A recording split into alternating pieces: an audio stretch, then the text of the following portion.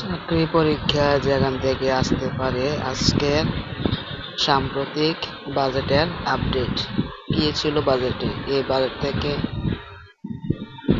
আসন্ন যে পরীক্ষাগুলো আসতেছে সামনে ঈদের পর সবগুলো পরীক্ষাতেই এই চ্যাপ্টার থেকে প্রশ্ন আসে। তাহলে প্রথম প্রশ্ন ছিল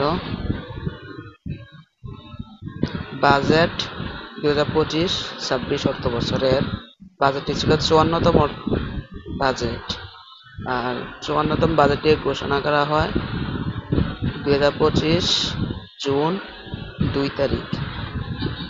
বাজেটের ঘোষণা করেন ঘোষক সালেউদ্দিন আহমেদ। বাজেটের আকার ছিল 7,90,000 কোটি টাকা বাজেট করা হয়। এবারে মূল্যস্ফীতি হচ্ছে 6.5%, আর জিডিপি প্রবৃদ্ধি হচ্ছে 5.25%। এডিপি বরাদ্দ হয়েছে এবার 2,30,000 কোটি টাকা। পরিবহন খাতে বরাদ্দ 58,973 কোটি টাকা। বিদ্যুৎ ও জ্বালানি খাতে বরাদ্দ 25,392 কোটি টাকা।